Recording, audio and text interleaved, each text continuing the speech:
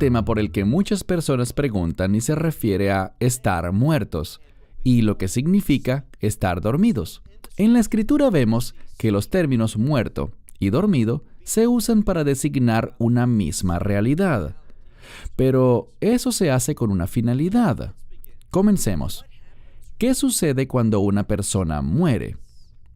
Su alma abandona su cuerpo y, si es creyente, hay una escritura muy importante que es fundamental, es una promesa. Y esa promesa es que al estar ausentes del cuerpo, ¿y qué es lo que está ausente del cuerpo? El alma. Estar ausentes del cuerpo es estar presentes con el Señor. Y esa es una realidad hoy para los creyentes. Recordemos lo que el Mesías nos dijo. Él dijo que vamos a estar con Él. Por ejemplo, en el libro de Lucas, capítulo 23, el Mesías está hablando con uno de esos criminales que estaban a su lado en la cruz. Y les dice, de cierto te digo que hoy estarás conmigo en el paraíso. Recuerda esa palabra porque necesitamos definir una cierta ubicación. Y esa ubicación es el lugar bíblico llamado Sheol. Sheol es una palabra en hebreo que se refiere al lugar de los muertos. También debemos incluir en nuestra discusión una enseñanza bíblica que nos dio el mismo Yeshua. Me refiero a lo que él dijo en Lucas, capítulo 16, versículos 19 al 31. Aquí hay algo que debemos saber, y es que muchas personas consideran que eso es una parábola, pero la Escritura no la denomina como tal, y normalmente, cuando el Mesías hablaba en parábolas, él le decía a la gente que eran parábolas. Estoy hablando de algo que ha sido escrito bíblicamente en forma de narrativa. Una narrativa es, por lo general, un texto, una forma textual para hablar de la historia, para hablar de un evento literal, no de algo que es alegórico, no de algo que debemos espiritualizar. Y este relato de Lázaro y el hombre rico se enlazará con el otro Lázaro en Juan, capítulo 11, un poco más adelante. Pero en este relato de Lázaro y el hombre rico, Yeshua nos cuenta como una narrativa, es decir, como un evento histórico o literal, lo que sucedió. No debe convertirse en una alegoría, no debe espiritualizarse. Y en segundo lugar, esto es importante, aun si fuese una parábola, asumamos por un instante que lo es. Cuando el Mesías hablaba en parábolas, él usaba situaciones reales, es decir, que no hablaba de algo que fuese inventado, algo fantasioso, algo que no se basara en hechos reales. Muchas veces, él daba ejemplos, y para efectos de esta explicación, tomemos el caso de la mujer que pierde una moneda. ¿No vemos en la Escritura que ella la buscó diligentemente? Él no está hablando necesariamente de algo histórico. Él está usando el relato para dar un ejemplo, pero ese ejemplo se basa en algo verídico. Por eso, no tiene sentido alguno. En ningún lugar de la Escritura vemos a Yeshua relatando algo, diciendo una parábola, dando una enseñanza que no estuviera basada en hechos verídicos, en hechos reales. Nunca dijo algo que no valiera la pena creer. Siempre fue algo que valía la pena creer. Así que él habló del Sheol y habló de dos compartimientos. Recuerden, el Sheol es un lugar para los muertos.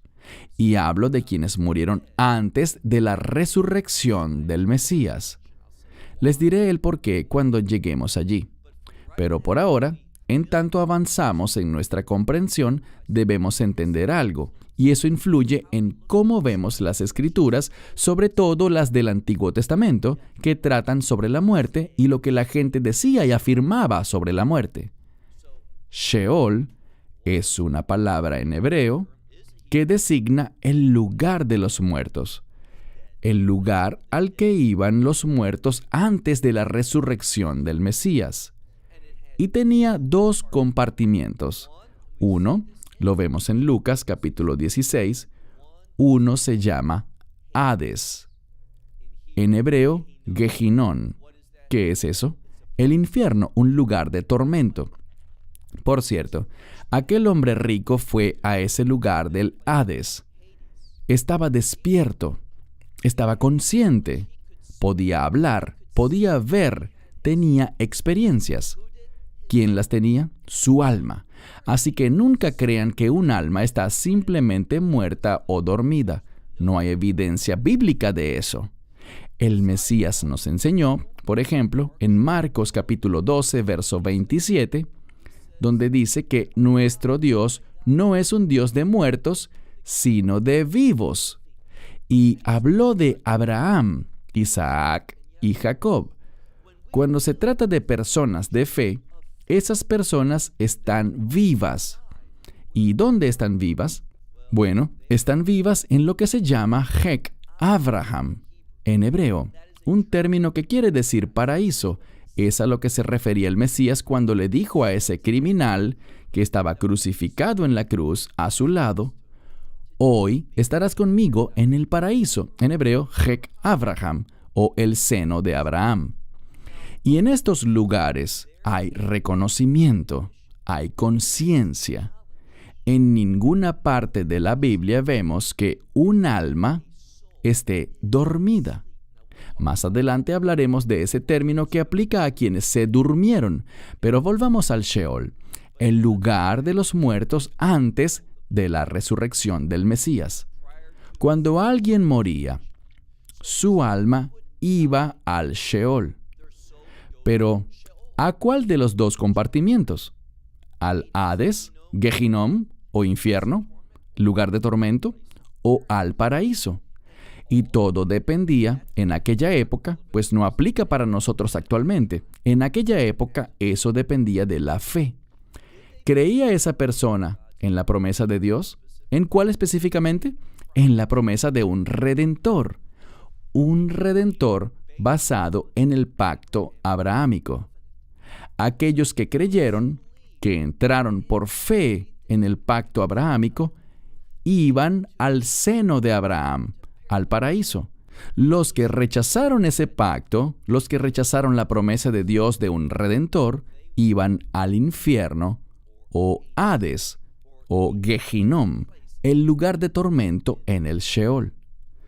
Esto es lo que debemos entender.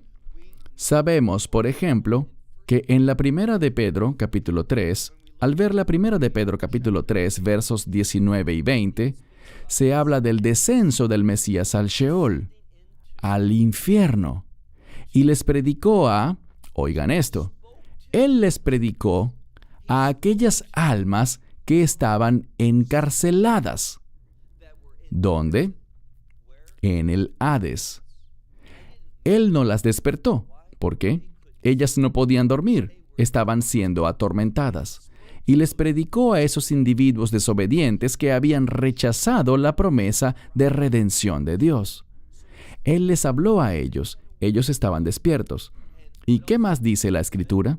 Bueno, por ejemplo, si buscan alguna vez Efesios, en el capítulo 4, comenzando por el verso 7, dice que el Mesías no solo descendió al infierno para predicar, condenar y revelar por qué sufrían esos tormentos, sino que también dice que Él fue a predicarles a los que estaban en el seno de Abraham. ¿Y qué dice la Escritura? En Efesios capítulo 4 dice que Él llevó cautiva la cautividad. ¿Cómo entendemos eso? Bien, de nuevo, cada cosa tiene una respuesta en la Escritura. Al buscar una respuesta correcta, nos vamos a ver un ejemplo en Mateo 27. Vemos en Mateo 27, versos 51 y 50, cuando el Mesías murió, cuando entregó su espíritu, dice que el parójet, aquel velo, se rasgó en 2 desde arriba hasta abajo, Y luego vemos que aquellos que estaban en el seno de Abraham, ¿qué les pasó a ellos? Dice que volvieron a vivir y que ellos no salieron de la tumba, sino hasta después de que el Mesías resucitó. ¿Por qué? Porque dice en las Escrituras que Yeshua debe tener precedencia en todas las cosas. Así que su resurrección les dio vida, pero no se manifestaron ni fueron vistos, sino hasta después de que Él hubiera resucitado de entre los muertos. Vemos entonces que el Mesías, dice la Escritura, que Él llevó cautiva la cautividad, y cuando ascendió, ellos también ascendieron hacia el cielo. Por tanto, déjenme citar otra Escritura. Isaías capítulo 5, verso 14. Isaías 5, 14. Allí dice que Dios ha ensanchado, ha ampliado el Sheol. ¿A qué se refiere? Allí hay un mensaje. Cuando Yeshua llevó cautiva la cautividad, cuando vació el seno de Abraham, hoy no hay un seno de Abraham. ¿Por qué? Cuando una persona muere, si es creyente, en el instante en el que muere, es decir, cuando su alma abandona su cuerpo, ¿qué pasa con esa alma? Esa alma pasa a estar ante la presencia del Mesías, a estar con Dios en el cielo. Eso es importante por lo que hemos dicho antes. Estar ausentes del cuerpo es estar presentes con el Señor. ¿Dónde está el Señor? En el cielo, a la diestra de Dios Padre. Así que puedes estar seguro de que cuando mueras, si eres creyente, ¿qué pasará contigo ahora? Verás, antes del ministerio del Mesías, si tenías fe en que Dios era un Dios redentor, ibas al paraíso, ibas al seno de Abraham, que se situaba en el Sheol. Pero actualmente, ese lugar está vacío. No es relevante para nosotros. Si eres creyente, si aceptaste el Evangelio, cuando mueras, en ese mismo instante, tu alma irá a la presencia del Mesías, de Jesucristo, allá en el cielo. Y nosotros tenemos eso asegurado. De manera que los que somos creyentes vamos al cielo, es decir, nuestras almas. Y los que no son creyentes van al Sheol, al Hades, que ahora ocupa todo el Sheol, es decir, que ellos descienden al infierno. Y esos individuos estarán allí para toda la eternidad. Pero dense cuenta de algo, hay un cambio. Vemos algo que está en el libro de Apocalipsis, y no quisiera adelantarme mucho, pero hagamos una pausa por un momento y respondamos otra pregunta. Y es una muy buena pregunta. Alguien me envió una pregunta sobre Lázaro. No del Lázaro de Lucas 16, sino del Lázaro de Juan, capítulo 11. ¿Recuerdan a Lázaro, el hermano de María y de Marta de Betania, de la comunidad situada en el Monte de los Olivos, quien era amigo íntimo de Yeshua? Recuerden que una de sus hermanas le envió un mensaje a Yeshua, pues Lázaro estaba gravemente enfermo, y que el Mesías, eventualmente, cuando él llegó a aquella aldea, a ese lugar donde Lázaro se encontraba, él estaba sepultado. Llevaba 4 días en el sepulcro. Ahora bien, esto es lo que debemos entender. Alguien dijo, ¿eso quiere decir que Lázaro estuvo en el cielo 4 días? No. Recuerden que eso fue antes del ministerio de Yeshua, antes de su muerte, entierro y resurrección. ¿Dónde estuvo él? Esto es lo que podemos decir. Normalmente, cuando alguien como Lázaro moría, alguien que tenía fe, cuando moría, su alma iba al seno de Abraham. Pero noten algo. Yeshua, bien sea que el alma de Lázaro estuviera allí y volvió a su cuerpo, o si esta era una situación única, hay algo que sabemos. Por 4 días, durante 4 días, él estuvo literalmente muerto. ¿Y qué pasó? El Mesías lo resucitó de entre los muertos. Él restauró esa alma, que en mi opinión estaba en el seno de Abraham, de vuelta a ese lugar, de manera que Lázaro, y todos conocemos este versículo, Lázaro salió de aquel sepulcro, lo que significa que a través del Mesías tenemos la resurrección y la vida. Y la vida de la que hablamos es la vida del reino, la vida eterna. Esa es nuestra esperanza. Antes de que pasemos al libro de Apocalipsis, quiero abordar este otro asunto que es muy confuso. Es confuso porque a veces no sabemos cómo entender las palabras en la Biblia en el marco de la cultura judía. Y esa es la palabra dormido. En la Biblia, muchas veces se refiere como dormido a personas que han muerto, y nos referimos a muerte literal. ¿Por qué? Bien, les citaré otro pasaje de las Escrituras. Es el Evangelio de Marcos, capítulo 5, verso 35. Ahora bien, en esta sección se habla de un líder de una sinagoga llamado Jair, que en español suele pronunciarse Jairo, pero en hebreo es Jair. Y vemos que Jair es un líder de una sinagoga, y cuando se acercó inicialmente a Yeshua, su hija estaba muy enferma. De hecho, en la Escritura dice justamente que estaba al borde de la muerte, muy cerca, en un estado que está entre la vida y la muerte. Pero al leer Marcos 5:35, encontramos algo. Encontramos que la gente de la comunidad fue y le dijo a Jair: ya no molestes al maestro, al rabí, a Cristo, porque tu hija ha muerto.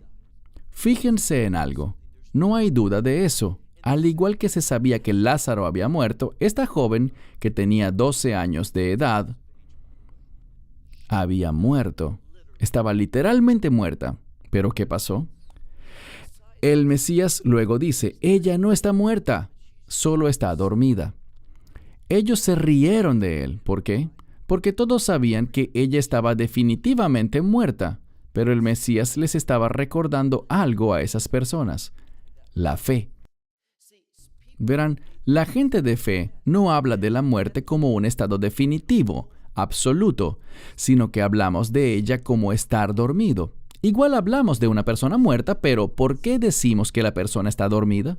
Bien, hay algo que sabemos. Cuando alguien se va a dormir, ellos esperan levantarse después. La gente se va a la cama de noche, ponen una alarma o le piden a alguien que los despierte, porque se tiene la expectativa de levantarse, despertarse. En el judaísmo, al ver esto en la Biblia, sobre todo en el Nuevo Testamento, y por cierto, si eres de origen judío y conoces la oración llamada Amidá, también conocida como Shemoneh Esrei, hablamos de que Dios es fiel con los que duermen en el polvo. Y no se refiere a aquellos cuya alma está dormida en la tierra, sino que es un eufemismo, es una expresión. Y la naturaleza de esa expresión nos enseña algo. Aquellos que tuvieron fe y han muerto, tienen una expectativa de volver a levantarse, de que no es el final, de que la muerte no es absoluta. Esperamos una resurrección. Con respecto a la resurrección, en las Escrituras hay distintos eventos que hablan de la resurrección o usan la resurrección para definirlos. Uno es nuestra esperanza bendita. La podemos ver o leer en 1 Corintios 15. Es vista como una resurrección, y sabemos esto. Cuando una persona muere en la fe, se elevará en la resurrección. Su alma subirá hasta el cielo. Recuerden ese versículo. Tercera vez que lo diré. Estar ausentes del cuerpo es estar presentes con el Señor. Así que nuestra alma se elevará hasta el cielo. De hecho, citaré otro pasaje de las Escrituras, Eclesiastés, el libro de Cohelet, capítulo 3, verso 21. Salomón preguntó lo siguiente: ¿quién sabe que el alma de los hombres sube arriba y el alma de los animales desciende hacia abajo? Pero hay que tener cuidado con algo. Al tratarse de libros como el de Eclesiastés, En él, Salomón hacía muchas preguntas y luego las respondía, pero se trataba de preguntas que se hacía la gente. Así que no hay que tomar una afirmación del libro de Eclesiastés y sacar teología de allí cuando él hacía preguntas o hablaba desde una perspectiva distinta. Lo mismo sucede con Job.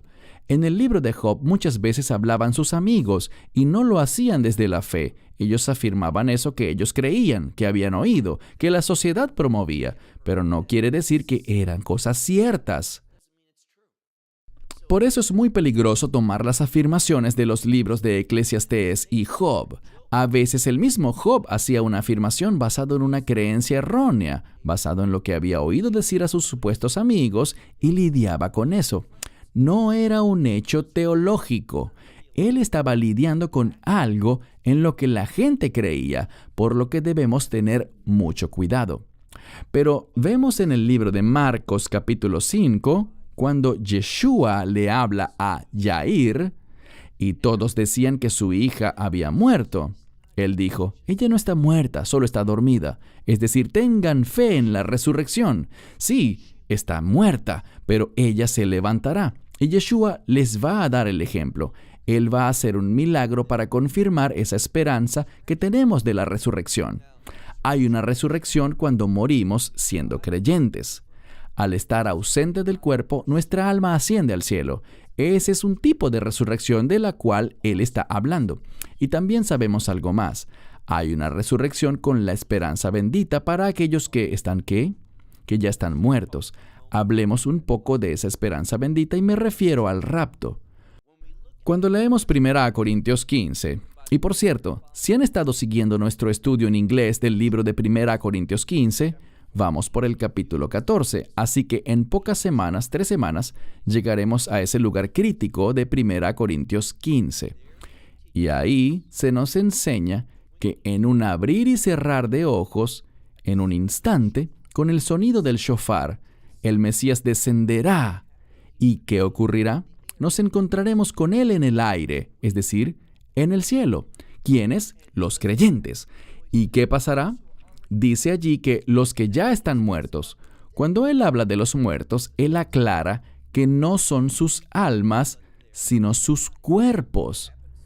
¿Qué pasará con sus cuerpos? Al morir, el cuerpo se descompone, y no importa qué pasó con el cuerpo físico. Si una persona es incinerada al morir, y según la ley judía no se debe hacer eso, pero esa es una tradición, porque da igual lo que le pase al cuerpo. Puede que el cuerpo lo hayan cortado en pedazos y esparcido por el mundo, que lo hayan metido en ácido o en el fuego, lo que sea. Nada es un problema para Dios. Con Dios todo es posible. Así que en ese momento, sin importar dónde estén tus cenizas, Dios las reunirá en un instante, las reintegrará y serán transformadas en un nuevo cuerpo. Ese es solo el cuerpo. Y las almas que han estado en el cielo, las de aquellos que ya habían muerto, esas almas serán reunidas con un cuerpo nuevo. Y ellos estarán con el Mesías tal como lo estaban antes, y seguirán estando con Él en el cielo. Los que aún estemos vivos, si seguimos vivos en ese momento y aún no hayamos muerto, si aún estás vivo, ¿qué sucederá? Tu cuerpo será transformado en un nuevo cuerpo. Tu alma estará con ese nuevo cuerpo, obviamente, porque aún estás vivo, no has muerto, no ha ocurrido esa separación entre el cuerpo y el alma. Serás transformado y elevado y te encontrarás con el Mesías en el aire, y todos seremos llevados al cielo, donde pasaremos el tiempo que quede hasta el establecimiento del reino milenial. Esto es lo que sabemos acerca de las distintas resurrecciones, pero quería enfocar nuestra atención a Apocalipsis capítulo 20, porque al final del reino milenial hay una resurrección, y esa es una resurrección que es muy similar a lo que leemos en el libro de Daniel, capítulo 12, versículos 1 y 2, donde dice que habrán muchos que despertarán, algunos para la vida eterna y otros para la muerte eterna. Bueno, ese es un hecho. Y los que irán hacia la muerte eterna, sus almas estarán en el Hades, en el infierno. Pero al final de ese reino de 1000 años, serán resucitados para el juicio ante el gran trono blanco. Sus cuerpos no, solo sus almas. Y estarán allí y serán condenados porque todos, sin excepción, los que van al juicio del trono blanco serán condenados. ¿Por qué? Por una razón principal, porque sus nombres no están inscritos en el libro de la vida del Cordero. ¿Cómo haces para que se inscriba tu nombre en el libro de la vida del Cordero? Lo haces al aceptar el Evangelio, al decir sí, soy un pecador, y sí, confío en lo que el Mesías hizo en mi nombre cuando murió en la cruz, y mis pecados fueron transferidos a Él, y por eso Él murió en la cruz, y su justicia fue transferida, imputada a mí. Por tanto, puedo confiar en que cuando muera, iré ante Dios, y Él verá la justicia de su Hijo en mí, por su gracia, por su misericordia, por su perdón, y seré aceptable para Él debido a la perfección del Mesías. No la mía, yo soy pecador, pero mis pecados han sido procesados, han sido quitados, y la justicia de Dios, la justicia de su Hijo me ha sido dada. De manera que tenemos eso asegurado. Pero los que estarán en el juicio del trono blanco, al final de Apocalipsis 20, todos aquellos que han muerto serán resucitados. Ahora bien, sus almas han sido atormentadas en el infierno durante todo el tiempo que llevan muertos, y van a ser resucitados. Todos van a dar sus muertos. Algunos dirán eso porque dice que el mar, la tierra y todo tal vez tiene que ver con sus cuerpos, algún tipo de reunificación, pero eso es irrelevante. Sus almas son la esencia. Así que dice que no importa cómo haya muerto alguien o dónde estén muertos, serán traídos todos ante ese juicio del gran trono blanco. Serán condenados y todas esas almas irán al infierno para su último lugar de destino, que es ese lago que arde con fuego y azufre para toda la eternidad. Así que ustedes deciden, pueden rechazar el Evangelio o pueden aceptarlo. Si lo rechazan, van a ir ante el juicio del gran trono blanco, experimentarán una resurrección, pero es una resurrección para condenación, para enfrentar la vergüenza y la muerte perpetua, y finalmente terminarás en ese lago que arde con fuego. Pero aquellos que reciban el Evangelio, que digan, sí, yo soy un pecador, pero sí, yo confío en el Mesías, yo creo que Él murió en la cruz por mí, y creo que resucitó al tercer día. Entonces, ¿qué? Entonces nuestras almas, al morir, en ese instante, nuestras almas irán a la presencia de Dios. Y para ese momento de la esperanza bendita vamos a recibir ese nuevo cuerpo. Dios pone todo esto muy, muy claro. En ninguna parte vemos que en las Escrituras diga que un alma está dormida. Solo dice que los muertos están dormidos, pero es una forma de decir que debemos tener fe en esa resurrección. Por eso dice, no se preocupen por la muerte, pues es como irse a dormir, porque van a levantarse de nuevo. Bien, diré esto de nuevo. Cuando alguien muere en esta época, si es creyente, esa persona irá enseguida, en ese mismo instante, a la presencia de Dios. Y si alguien muere habiendo rechazado el Evangelio, en ese mismo instante su alma irá al Hades, donde permanecerá hasta el juicio del gran trono blanco. Y después del juicio del gran trono blanco, volverá a ser arrojado al Hades, y el Hades y sus almas serán arrojados a ese lago que arde con fuego para siempre. No hay cambios, esa es su condición eterna. Pero los que somos creyentes, estaremos en el instante mismo de nuestra muerte con el Mesías Yeshua, y en ese momento de la esperanza bendita vamos a recibir un nuevo cuerpo. Y para el momento de la segunda venida del Mesías, como lo dice Primera a Tesalonicenses, capítulo 3, verso 13, vamos a venir con Él. Los santos vendrán con Él para gobernar y reinar con Él durante esos 1000 años. Y el término de esos 1000 años, cuando finalice el juicio del gran trono blanco, entonces Dios establecerá la nueva Jerusalén. Y allí estaremos en nuestra ubicación eterna. La nueva Jerusalén.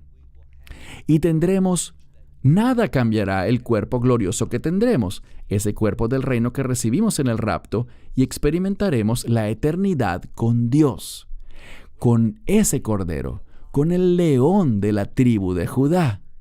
Experimentaremos ese maravilloso estado de hallarnos en su presencia, conociendo sus bendiciones, viviendo sus promesas para toda la eternidad.